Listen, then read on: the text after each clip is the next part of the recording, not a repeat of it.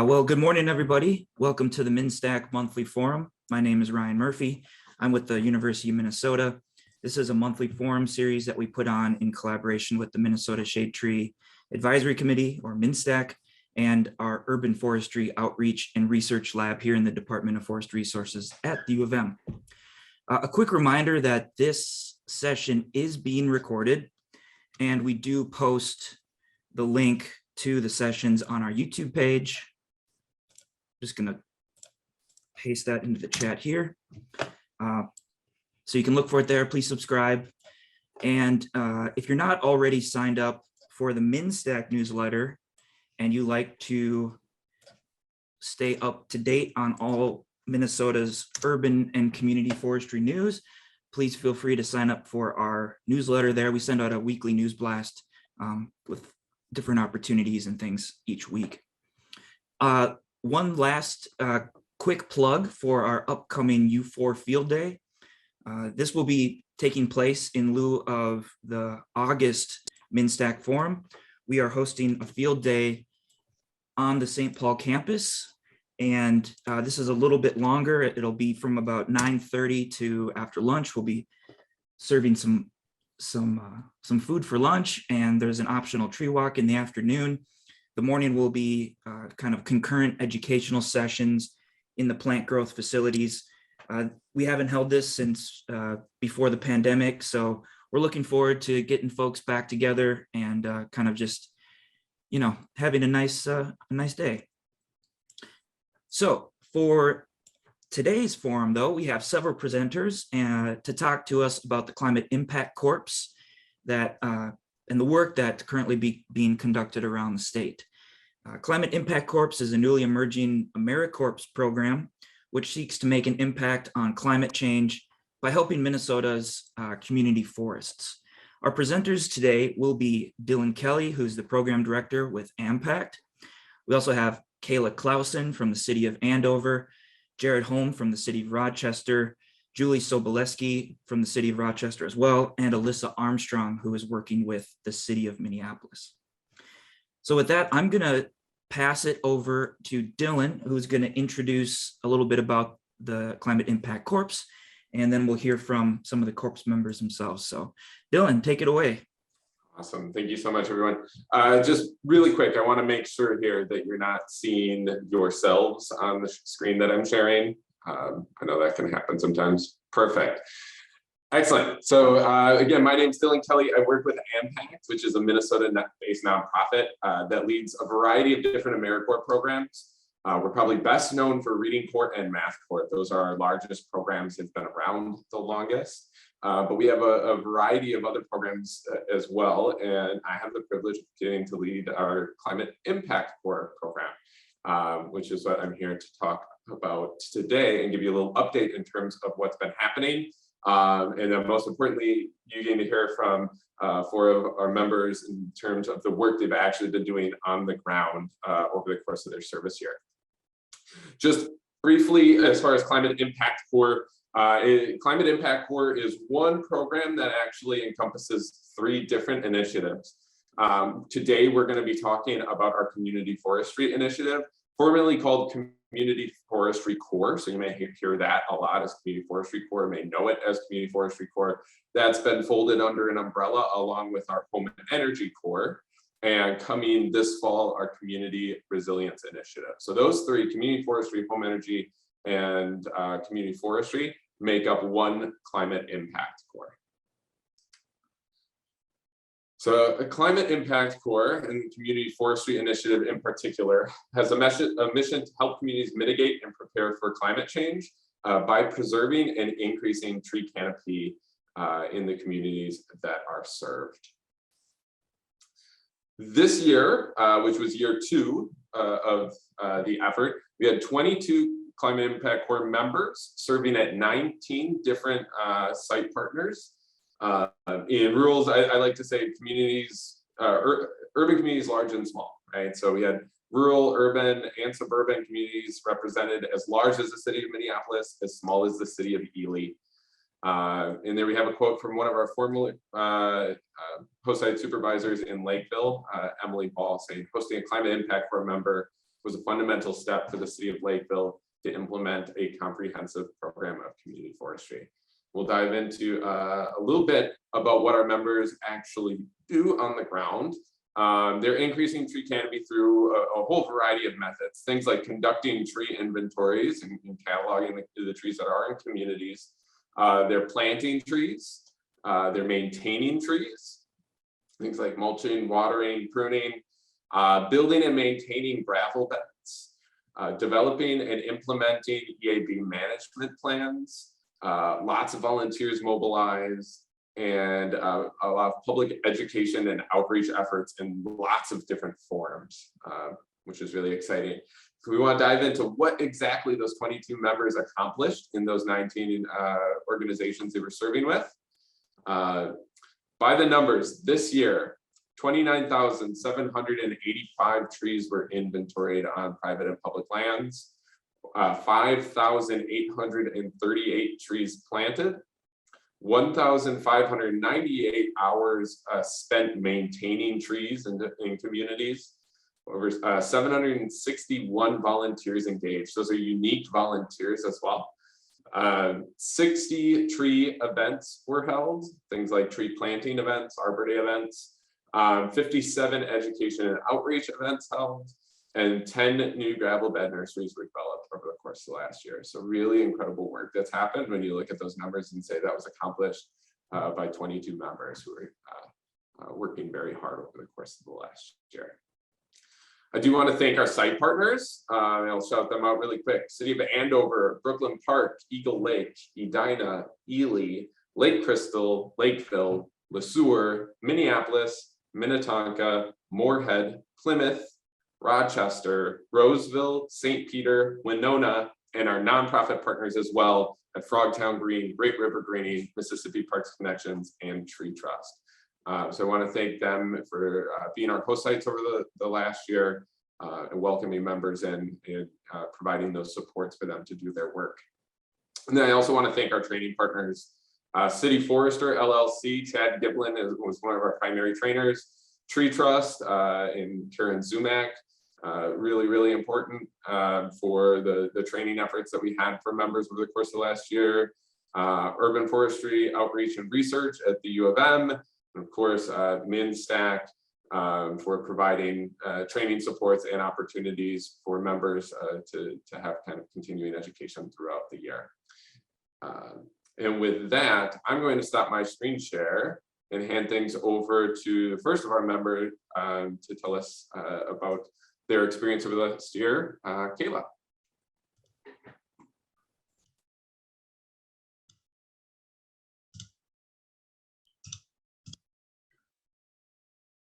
All right, hi, I'm Kayla. I'm the Community Forestry Corps member that's been serving with the city of Andover this year. And in this slide, I have a picture of the Chevy Blazer I drove around the city this year and a picture of the water tower while it was being repainted this year. That was kind of interesting. That was something that was happening during my service. Thought that was kind of cool to see. And then why did I choose CFC? I chose it because I love learning. And I felt like CFC would provide the perfect opportunity to learn while being able to make a positive impact on a community at the same time.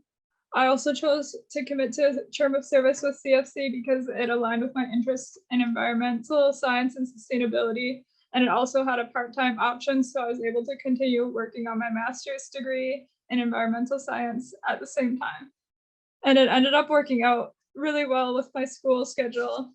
And I really felt like it wasn't affecting my ability to complete coursework on time at all. So if you or someone you know is thinking about serving and is in school, it's definitely possible to do it with a part-time option. So definitely don't let that hold you back if you are thinking of serving a term. And then during my time here in Andover, I've worked on a variety of projects, including tree inventory, tree giveaways, and website updates. At the time that I made these slides, I had inventoried about 868 public trees in 18 of Andover's over 50 parks and preserves. And the most trees I was able to inventory in 1 week was 140 And conducting these inventories allowed for the location and condition of the trees to be stored, as well as any maintenance needs, such as removal of dead or broken branches or dead trees. And then in addition to inventory in public parks, I also did a lot of inspections and inventory of trees on private land. So most of those were inspections of ash trees for EAB to see if they qualified for the city's ash injection program, which is a program where the city works with a contractor that offers a reduced rate for people in the city to get their trees treated. And if they meet certain qualifications, then the city will offer them a bonus discount. And this program offers awareness of EAB and allows for the preservation of more trees and canopy cover than will be in the city without the program. So I thought that was really neat that the city has this for its community. And then in addition to trying to preserve trees that are already there, we were also trying to get new trees out in the community. So I was able to help with 2 tree giveaways this year, and we gave away over 1,000 trees throughout both the giveaways. And one of them I was able to help Alyssa help me out with, another CFC member that's also presenting today. And that was really fun to be able to connect and work with another member in the program. And yeah, these trees will be really great for the community. Even if only half of them survive, the city's getting over 600 new trees in their canopy to provide benefits throughout the future. So that's really great. And then some of my favorite projects that I worked on with Andover were the ones where I was able to work with younger community members. And these activities involved a couple plantings and then a collaboration with a local school called Vinci Academy. For the plantings, I was able to take part in one tree planting with an Eagle Scout group in the beginning of my service term. And then more recently, I was able to do a planting of native wildflowers and shrubs with a 4-H group. And it was really great to see younger kids getting out and volunteering and just kind of starting to learn to get involved and help out in their communities at a young age. I thought that was really great. And then for the Da Vinci Academy, it was a collaboration between the city's Nature Preserve Commission and the school for their intercession program. And the intercession program is a 1-week optional class for students to sign up for a topic that interests them. And the collaboration allowed for a session about nature and an exploration of the city's nature preserves. And I was able to participate in 2 of the intercession days. For one, I created an activity where I wrote words onto ribbons that go around trees, and we were supposed to tie them up in trees and have the kids test out and learn to use binoculars to try to see the words, but it ended up getting rained out. So that was too bad that that wasn't able to happen. But our backup plan, my supervisor taught all the kids about EAB, and it was really neat to see them get really interested in that. And they were all talking about how they needed to go get their trees treated and make sure that their neighbors got their trees treated. So that was really fun to see. And then the second day I was able to help out with was their field trip to the preserves. And we had a couple activities for them set up, and they included like a game where they pretended to be different types of deer with different ailments, trying to escape a hunter to see kind of how living in the wild, like what you have to deal with. And then we had a scavenger hunt, and then just time for them to just be curious and ask questions and just explore. And one of the funny things was that one of the preserves has a playground, so the kids were playing in it, and like we asked them if they wanted to go for another walk, and a lot of them said no. And then as soon as someone said, but you get to climb on a tree, everyone wanted to go. And then there's a couple of pictures of them climbing on a fallen tree. So it's kind of funny just how you see how like wording something differently can get them excited and interested in it.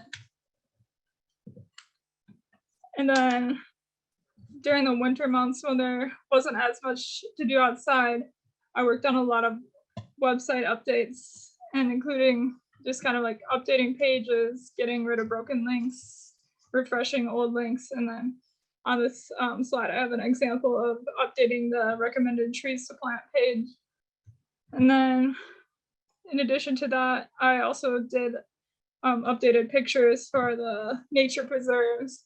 And it was really fun to just go explore the preserves and see like what the city was preserving and take pictures of them and then showcase them on their website and help other people get excited and want to explore them too. And these are just a couple of the photos I took while I was out in the preserves. I just worked on a variety of other projects that I'll go over briefly in the next slide.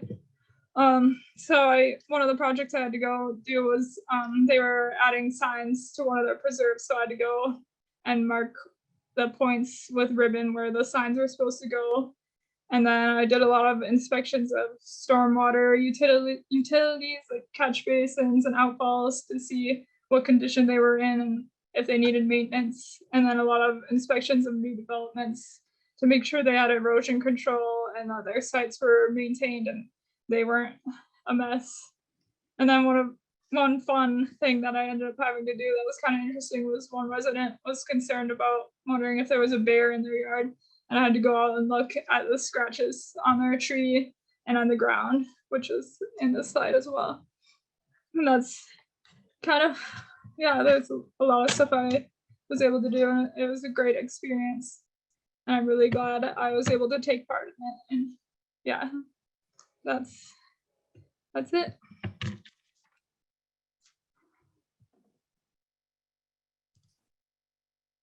Awesome. Thank you, Kayla. I think what we'll probably do is hold questions for the end for everyone, in which case next we'll go to Julie and Jared, who were our two members down with Rochester Parks and Recreation. I'll let you two take it over. Can you see my screen? Awesome, thank you. All right. Well, good morning. Hello, everyone. My name is Jared Holm. I wanted to start by saying thank you to Ryan and Dylan for helping set this up. I know Julie and I are both really looking forward to being able to share some of the work that we've been doing at the City of Rochester. We're both currently Community Forestry Corps members, serving with the City of Rochester Parks and Recreation Parks and Forestry Division. And a little bit about me, I graduated from Winona State with a degree in environmental science and biology. And I originally joined AmeriCorps 2 years ago as a Green Corps member serving with the City of Rochester. And following that service term, I started a term with the Community Forestry Corps. And I originally joined to get my foot in the door of the environmental profession and get some work experience under my belt. And I've really enjoyed the positive impact that I've been able to make on the community and the environment by supporting the city in Rochester.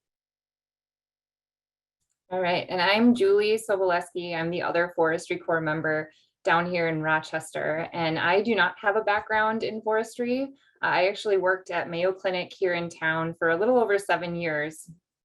And I had various roles while I worked there, but all of them were in a windowless lab or a windowless office. And so when the pandemic hit, I took that as an opportunity to shift gears career-wise a little bit and maybe explore something that would tie into my love of the outdoors and my active nature. So about a year ago, a friend of mine forwarded me the link to this Forestry Corps position, and I didn't quite know what I was getting into when I applied for the position, but I have really enjoyed my time here.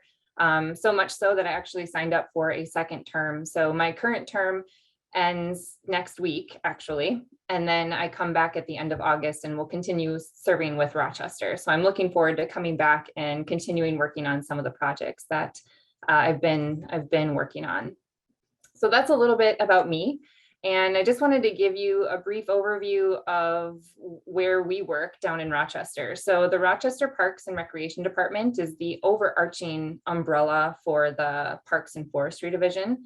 And then within forestry, we have flood control, parkway maintenance, and our tree crew, which consists of 7 arborists, a city forester, and then the forestry program coordinator. And those individuals manage about 100,000 public trees. So they have a lot on their plates.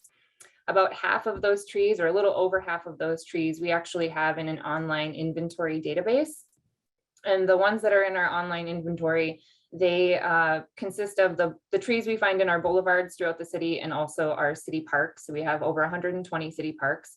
And then the other half of those public trees that I was talking about also are in our natural areas around the town. So that just hopefully will provide a sense of scope of the size of Rochester and the amount of trees that we have here. And then just to give you a quick peek into the EAB situation in Rochester, back in 2010, we had a 15% of our canopy was ash tree. In 2015, EAB was first discovered in Rochester. And then shortly after that, in 2016, our city council approved an EAB management plan. And since then, thousands of ash trees have been removed. We currently are still treating about 4,000 of our mature ash trees in our inventory.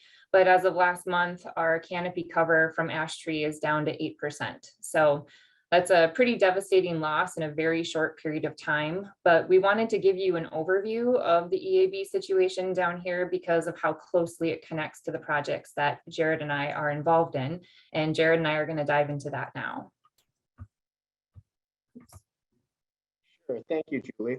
So yeah, like she said, the damage caused by emerald ash borer really has caused a lot of the necessity for some of the projects Julie and I have been working on this year. And some of those projects, I'm going to go through a few of them now, consist of neighborhood tree planting events. We've both been able to help coordinate and participate in volunteer planting events throughout the city. Julie has been really good about planning and coordinating some reforestation events that are happening in multiple of our natural areas throughout the city that are that have recently been cleared of invasive species and hazardous ash and just dying dead standing trees. We also are both involved with a lot of the in-house planting that the city does. We've been involved with several large neighborhood planting projects. And we've even had some assistance from the Conservation Corps with some of our planting this year, which has been really cool, a really cool partnership that the city has been able to have. Julie has also been really great about our social media updates on our city's various social media platforms to educate the public about the various projects and programs happening within the city's forestry department. And I have been able to do a lot of the GIS mapping and support for the city. If there's a GIS map that needs to be made for a digital map that needs to be made for a project, I'm usually the one taking that on, as well as some GPS field work with a GPS device in the field. I'll be the one collecting that information, which has been a really cool thing about Rochester and having two members there. It's really neat that we both get to sort of work to our strengths. So apart from those main projects, we're also constantly updating our city's tree inventory. Like Julie mentioned, it has currently over 50,000 trees with information on those trees in our inventory. And we're constantly working on updating that and inspecting trees to make sure that inventory information is as accurate as possible. We're also involved with a lot of inspections of diseased trees and hazard trees to the public.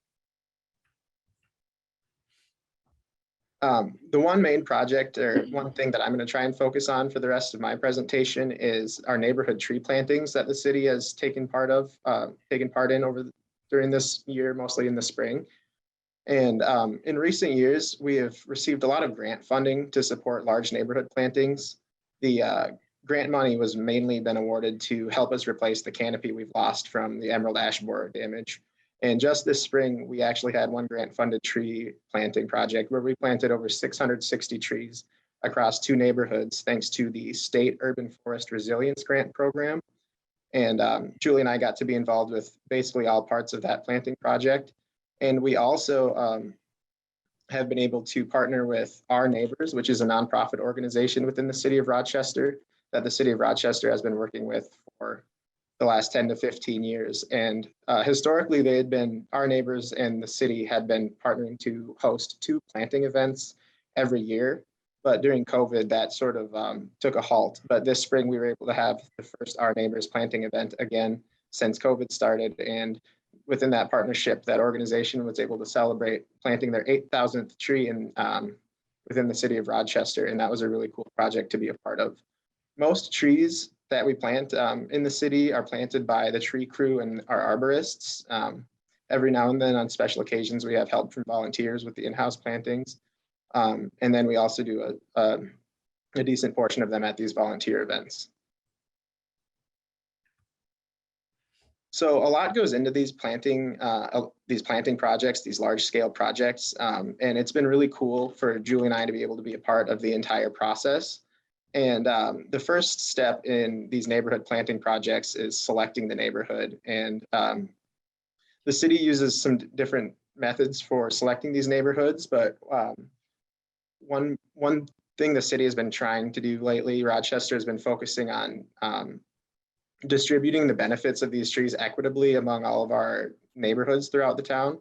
And we use this software called Tree Plotter Canopy, which allows us to prioritize different areas of the city based on various different attributes. And some of those attributes that we really like to target are underserved populations in neighborhoods, the mental and respiratory health of the population in an area, the air quality of that area, and the capacity for stormwater reduction to have a tree planted in that place. How much stormwater is it going to reduce?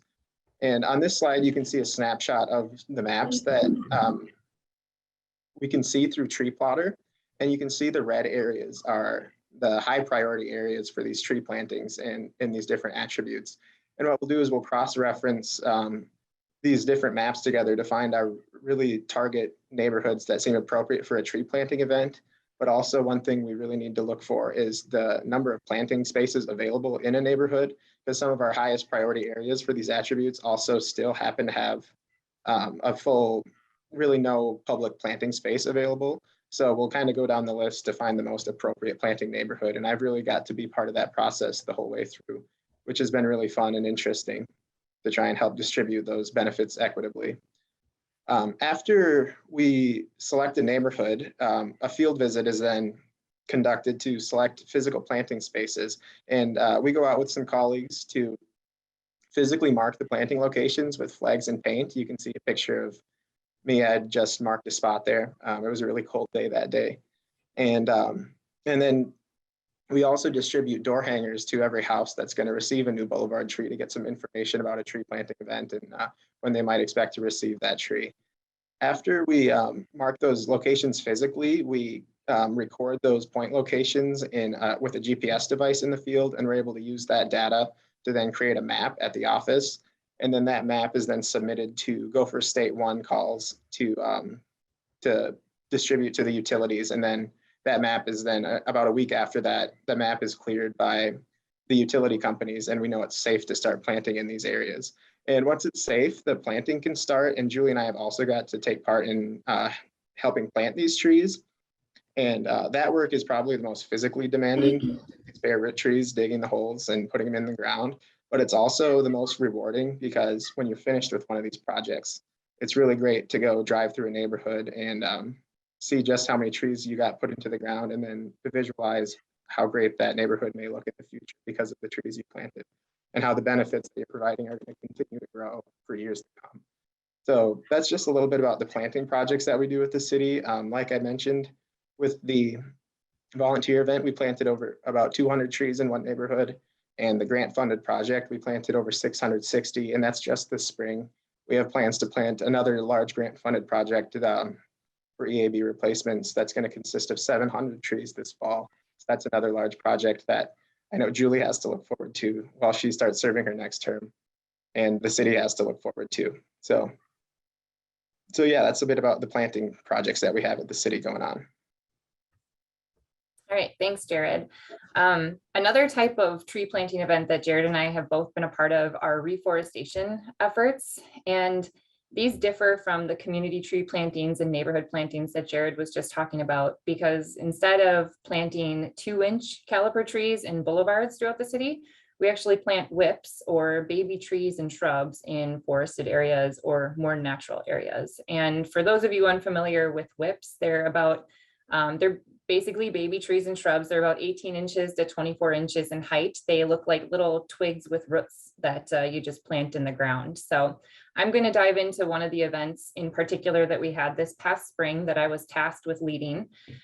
So pictured here are employees from the Carey Company here in town. And what was unique about this particular event is that the Carey Company actually approached us back in February of this year, indicating that they wanted to donate money and their employees as volunteers to do a tree planting project. So it was the first time that a company in town had reached out to the Division of Forestry to do something like this. So it was kind of cool, cool partnership that we got to work on.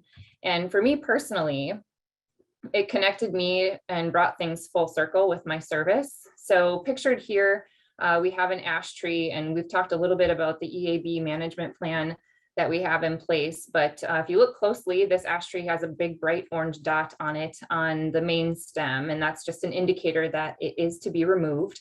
And the first 4 weeks or so of my service back in September, I was tasked with another colleague of mine to go around to some natural areas in the north part of town and mark EAB infested trees and dead standing trees within a 100-foot buffer zone of trails, parking lots, and maintained areas of city parks.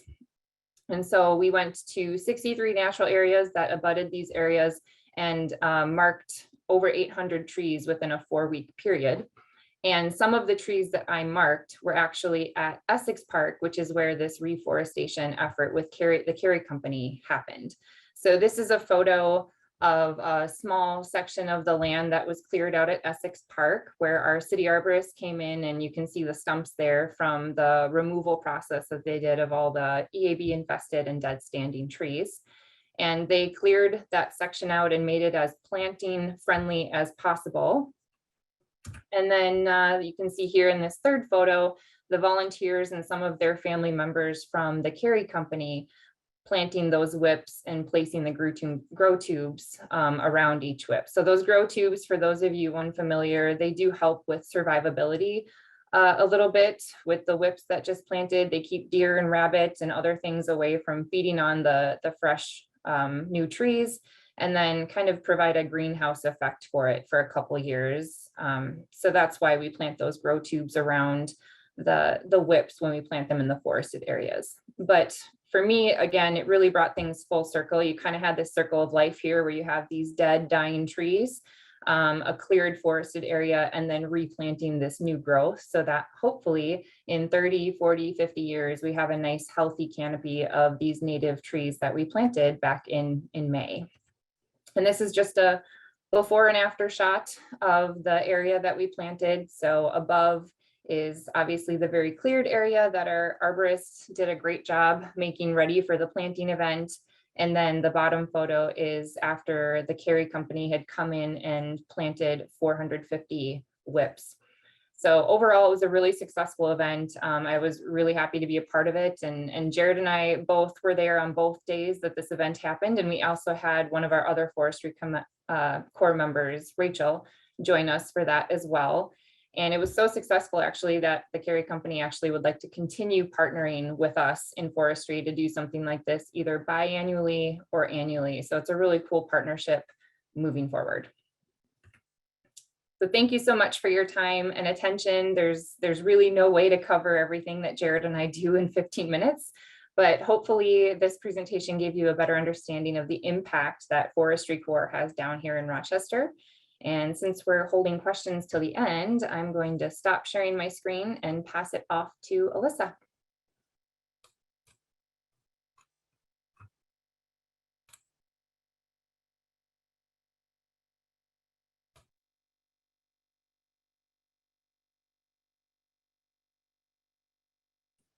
All right, can everyone see my screen? Looks good. Perfect. Welcome everyone. My name is Alyssa Armstrong. I'm with the city of Minneapolis in the health department, sharing about my service term this year. To give you a little background on me, I graduated from Concordia College up in Moorhead in 2019. So that's that ear of corn at the top. If you know anything about Concordia, we're the home of the cobbers. So our mascot is cob corn, very apt for the prairie up there. And then following graduation, I did a service term with Green Corps. I think the year before Jared did. And I served with Anoka County 4-H and did a lot of work with environmental education and working especially with youth and leading kind of clubs. And that kind of led into continuing on with them in a variety of short-term temporary roles. It's all a little hodgepodge, retrospectively looks fluid and streamlined, but just as a metaphor to kind of taped in there a variety of different things. So I did about a year following in a few different roles with 4-H following my Green Corps, and then continued. I did some environmental education updates for the curriculum with Campfire Minnesota, and then was just kind of, and then moved into climate impact corps and forestry corps. And I'm really passionate about kind of intersections of environmental things, sustainability, people, writing, and then how that all kind of culminates into education scopes. And so, you know, why community forestry corps exactly? So I was really job hunting in the pandemic, not an enjoyable time, and just really looking to stay within the environmental field, and trees and plants. I have a ton of houseplants, but trees in general, as well as plants, are pretty neat. So I kind of, I started then in November as a forestry corps member, and, you know, coming into this, you know, what did I really know about trees? You know, you had asked me, as Karen and Chad did, to ID some trees. You know, I got maples, your oaks. I knew aspens because they're one of my favorite trees. And then, you know, I could tell you a white pine, but beyond that, you know, a pine, a fir, spruce, you know, but conifer, I got you there. So I really learned a lot through this forestry corps term. And that really kind of brings me to this, where through forestry corps, you really spend a lot of time, both as a student, learning all sorts of things about trees and urban forestry and a whole bunch of scopes. And then you also have a lot of peer influence as you work with your cohort and other kind of members and staff and people both at host sites and beyond. And then you really get to utilize what you've learned either as an educator or as an expert, and use that to do actual work throughout your service term, and very cyclical, hence the arrows. Sometimes you think you know things, sometimes you don't. Very fluid. But I've definitely learned a lot through forestry corps. So once again, I was a November start. So forestry corps has a kind of a rolling deadline. A lot of members started in September, some members started in January, and I was the singular November start. So I got a master class out with Chad and Karen doing some tree ID and such at that beginning of November. Kind of early in my service term, I spent a lot of time just really understanding the city of Minneapolis, kind of coming from a nonprofit world. The city is a very, very different scope of things.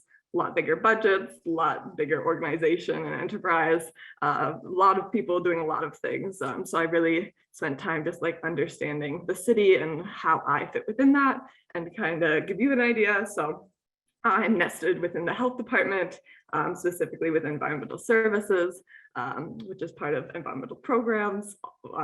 And so kind of that trees and environmental health through kind of that health lens of trees as, you know, reducing pollution, and trees as providing shade and heat and energy offsets and all sorts of those good things. A very holistic vision of what trees do.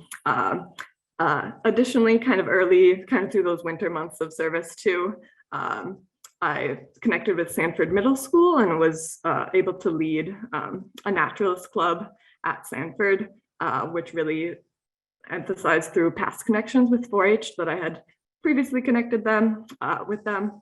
I also spent a chunk of time really looking into other backgrounds of tree programs across other cities and organizations and nonprofits to see what was out there and see what I could glean for the city tree programs that I kind of really helped coordinate. And then also I connected with folks out in Boulder, Colorado, who are working on their Cool Boulder campaign, and really, which is kind of a newer campaign for them, and really got to help kind of a peer level of cities really see kind of climate adapting and climate mitigation through trees and natural landscapes, which was really cool to connect with folks out there. But a lot of my work was really in outreach. So our City Trees program is an annual tree subsidized low-cost tree program. This year we had about 1,600 trees that we gave out through this program. For trees cost $30 and are like 4 to 7 feet tall. So a very good deal in terms of trees.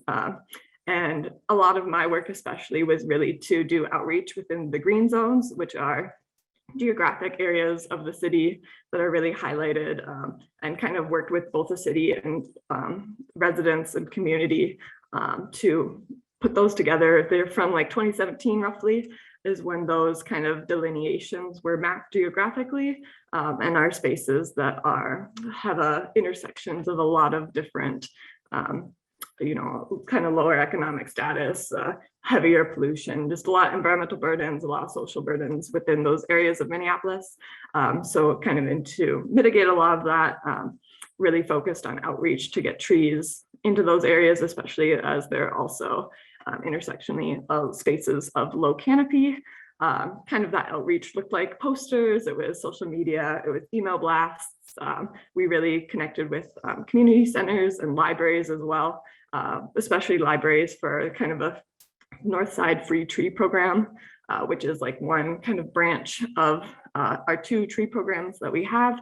And that really supports trees to the north side, so that kind of north side green zone, as well as a little bit beyond that to restore tree canopy that was affected by the 2011 tornado that really came through and impacted a lot of tree canopy as well as just homes and properties.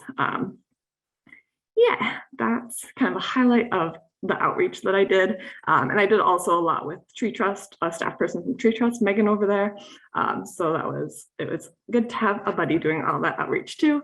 And following the outreach, the point of it is our tree sale. So once again, kind of those metrics of cost and size. We had about 28 different species, from small fruit tree, which very popular, all the way up to large shade trees. That's 1,600 trees that we had available.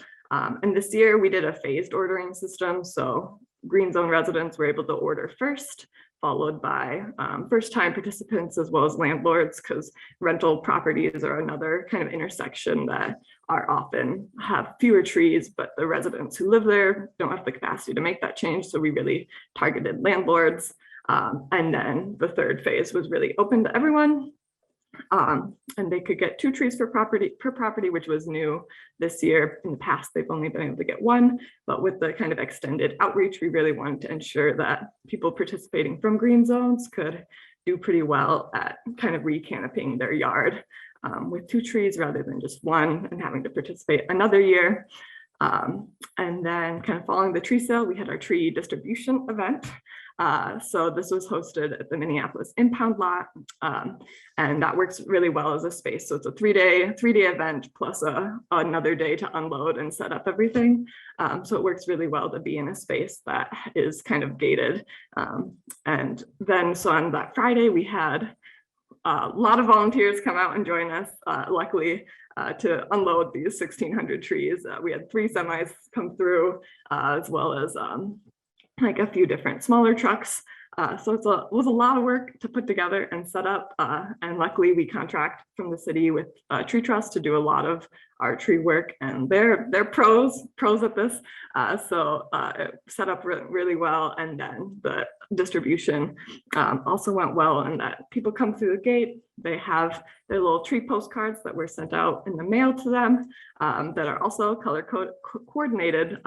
So you can just kind of see what color your card is, go to that color postcard on the kind of stand around the trees, and really then select the tree from the ones that are there from that.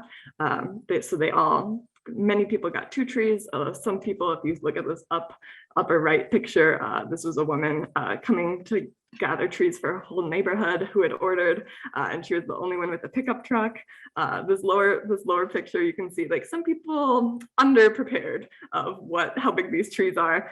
So we fit many creative spaces, trees in creative spaces to make sure they could bring their tree home. But the winner for me really goes to this man that put his trees in a boat.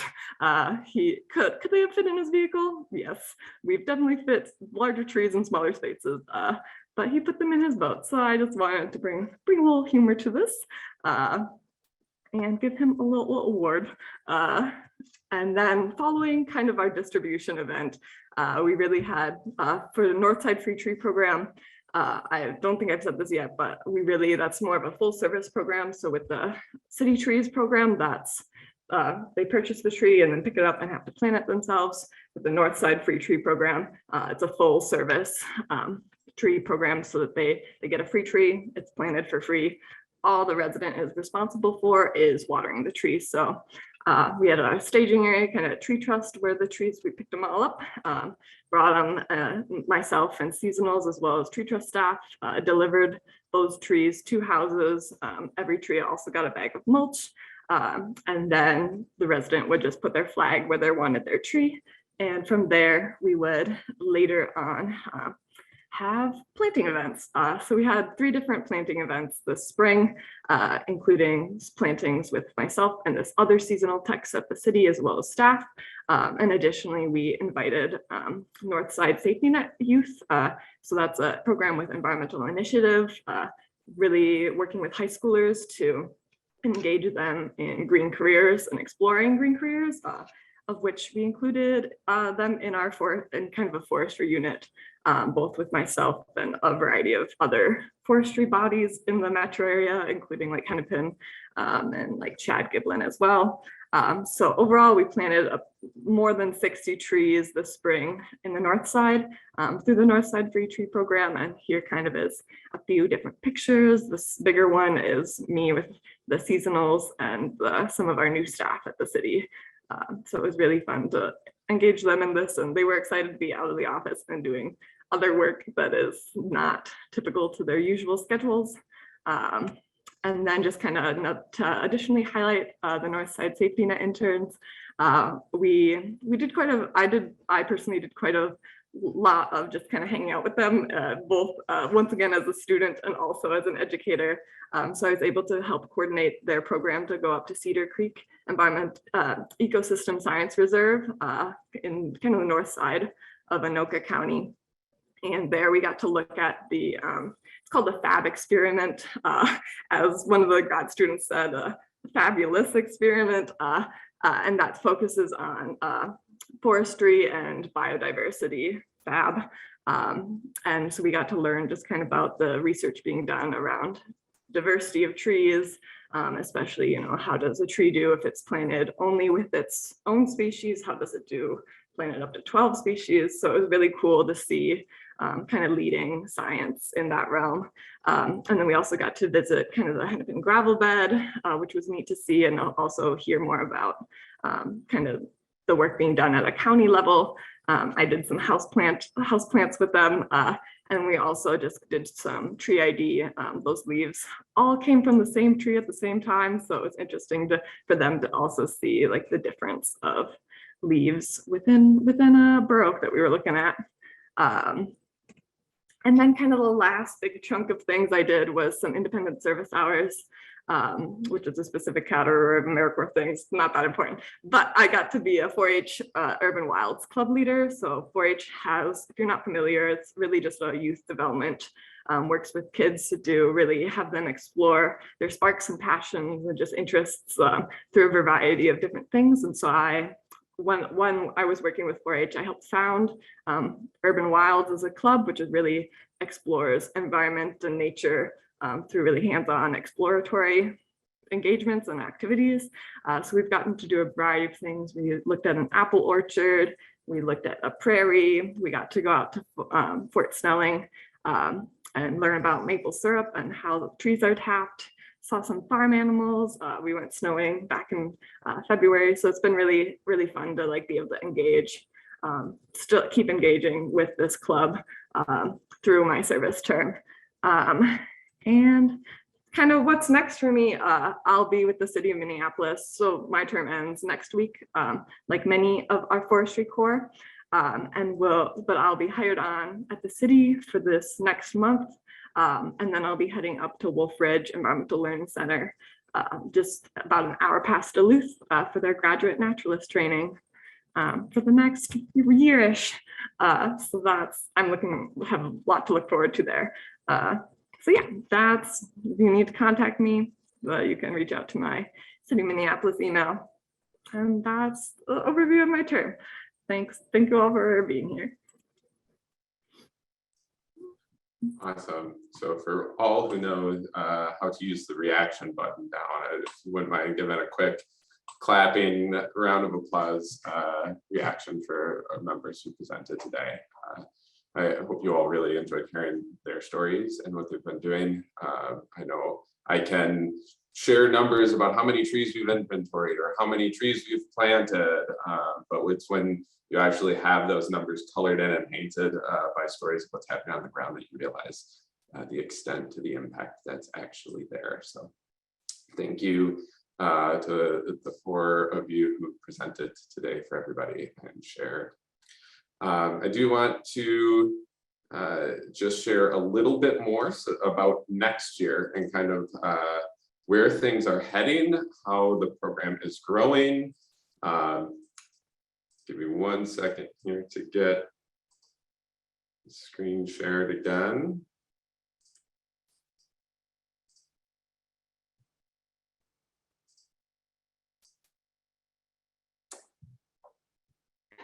Excellent.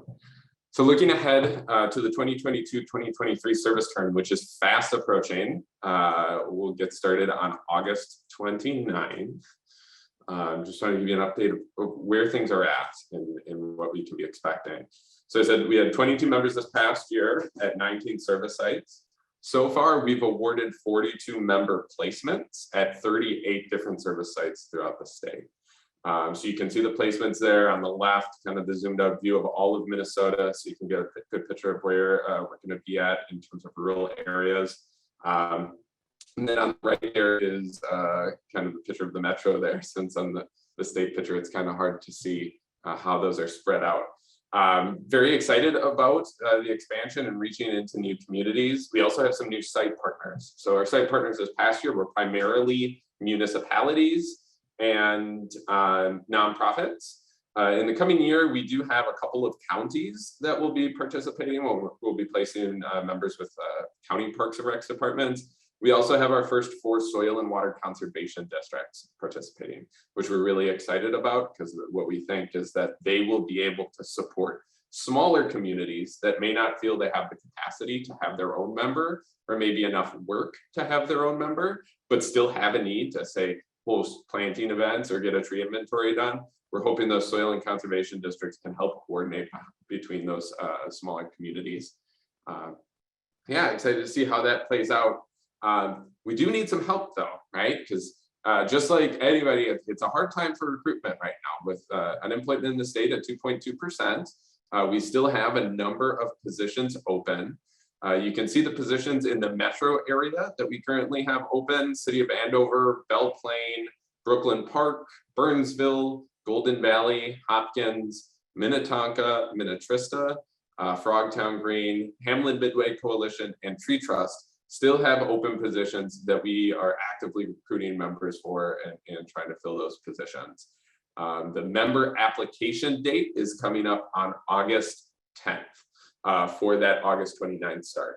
Any positions that are not filled by August or the applications we get in after August 10th, we'll consider looking at applications for an October 24th start date. But we want to get as many people in there for a full 11-month service term as possible. Greater Minnesota, we also still have some space. So Douglas County Parks, we're still looking to fill. Carleton County Soil and Water Conservation District, which is Emerald Ash Borer recently found up in Cloquet just a couple months ago. City of Lake Crystal, City of LeSueur, and Wabasha Soil and Water Conservation District still have open placements. So this is my appeal to all of you to please reach out to your network, individuals in your lives, organizations. If you can post things on social media, you can see right there, ampact.us/serve is where you can find the application link for community forestry position. So anything you can do to help us make sure that we can get people on the ground doing the good work that you just heard about, we would really appreciate that help.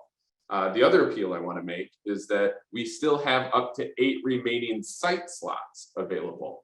The application deadline for sites to join is coming up July 29th. That's next Friday.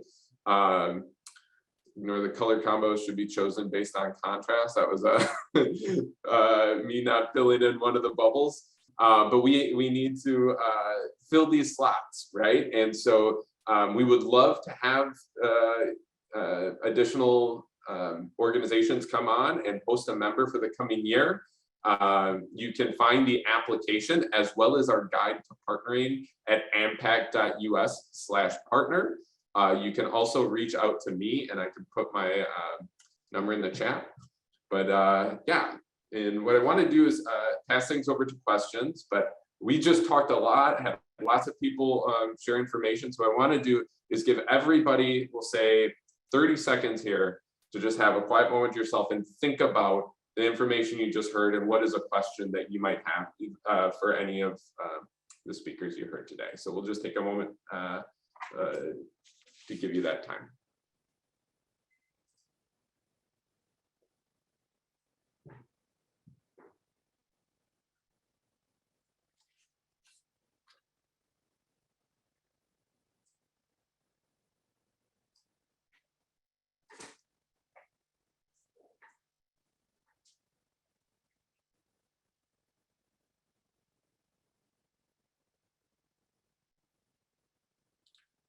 And I invite anybody to go ahead and unmute yourself if you wish to ask a question out loud. Otherwise, you can feel free to put it in the chat. I did see one question there for Jared or Julie. If you could put a link into the Canopy plotter tool in the chat, there's some interest in that.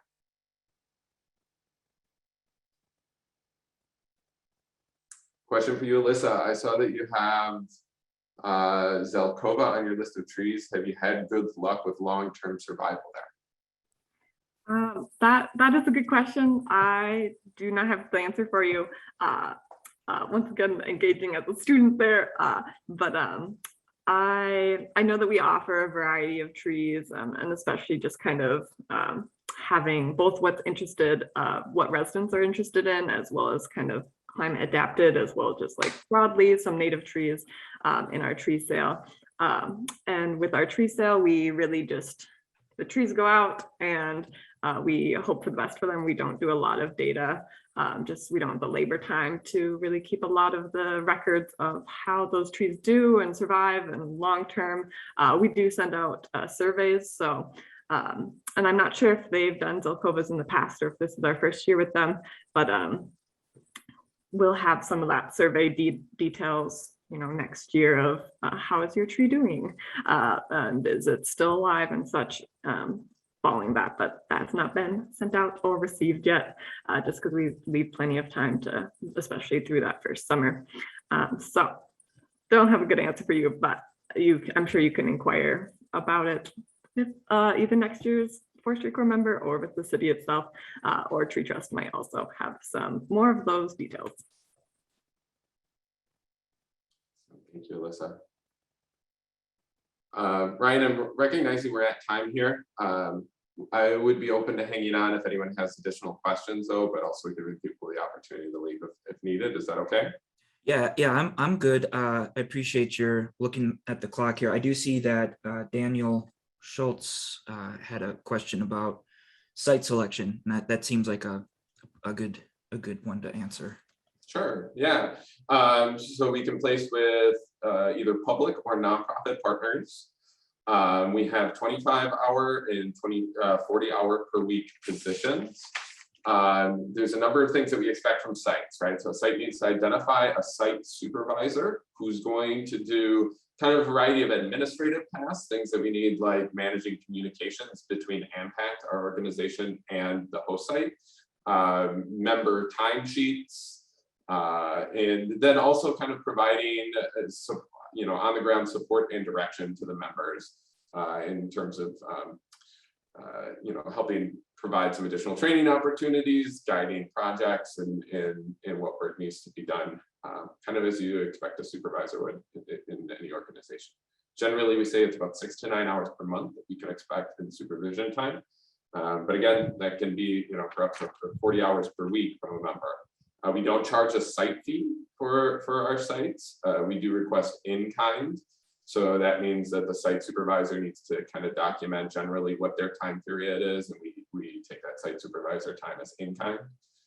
Members also need access to like a workstation, right? And the things that you generally expect them to need to do the job. So, a workstation, a computer, internet access. If they're going to go out planting, we want you to provide them gloves and shovels and any other equipment that they might need. Lots of sites will provide access to, city or organizational fleet vehicles in order for them to do the work. Although we do provide members mileage for any time they use their personal vehicle. So hope that helps answer some of your questions, and I'm happy to answer more though. I think this is a good stopping point, and of course folks can get a hold of Dylan and learn more. I mean, my takeaway is like this program is super beneficial for cities who maybe have these projects right on the cusp, and they just need that little, I feel like the Forestry Corps can really push it over the edge and really make some good things happen. And just seeing all the work that is going on with volunteer coordination and all those things that we like to see happening, but for smaller programs, and when you don't have that infrastructure built in, this is just a great way to expand that work and connect with the community. So great. Thank you, Dylan. Thank you to all the speakers and everyone here today, and for participating and joining us. I did paste the ISA CEU link to a Google form in the chat in case you're looking for that. But with that, I think we'll call this forum to a close. And again, look forward to joining us in August if you're available here at the U4 Nursery for a field day. Have a great rest of your day, everyone. Thank you.